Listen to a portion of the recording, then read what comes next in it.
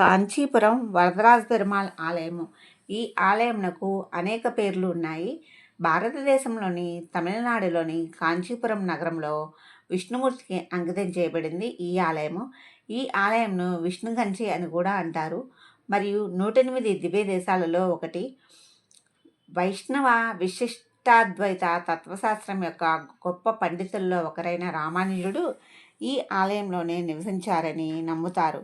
ఈ ఆలయంలో స్వామివారిని వరదరాజ పెరుమాళ్ అంటారు. నేను అంతకుముందు చాలాసార్లు చూశాను, కానీ ఈ ఆలయాన్ని ఈ మధ్య కాలంలో అంటే ఒక 4-5 సంవత్సరాల తర్వాత ఇప్పుడే వెళ్ళాను. కానీ నాకు వరదరాజ పెరుమాళ్ళని చూసినప్పుడు ఏమనిపించింది అంటే, అయోధ్యలో బాలరాముడి విగ్రహం లాగా ఉంది విగ్రహము, మూలమూర్తి అని నాకు అలా అనిపించింది. నాకెందుకు అలా అనిపించిందో తెలియదు, కానీ నాకు మాత్రం ఈసారి అట్లా అనిపించింది. కానీ ఇది ఏనాటి నుండో ఉన్న విగ్రహము, కానీ బాలరాముడి విగ్రహం లాగా అనిపించింది నాకైతే వరదరాజ పెరుమాళ్ మూలమూర్తి. అమ్మవారి పేరు పెరుందేవి తాయారు. ఇక్కడ ముందుగా అమ్మవారిని దర్శనం చేసుకొని తర్వాత వరదరాజ పెరుమాళ్ళని దర్శనం చేసుకొని తర్వాత అందరూ అనుకునే బంగారు బల్లి, వెండి బల్లిని తాకడానికి వెళ్తారు.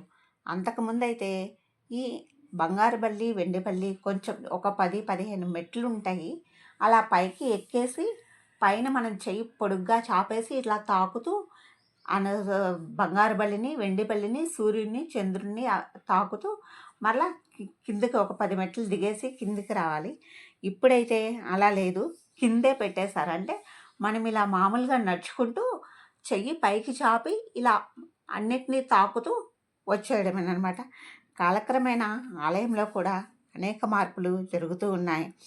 కాంచీపురంలోని ఏకాంబరేశ్వర ఆలయము మరియు కామాక్షి అమ్మవారి ఆలయంతో పాటు ఈ పెరుమాళ్ ఆలయం కూడా ముమ్మూర్తి వాసంగా ప్రసిద్ధి చెందింది. అంటే ముగ్గురు నివాసంగా ప్రసిద్ధి చెందింది.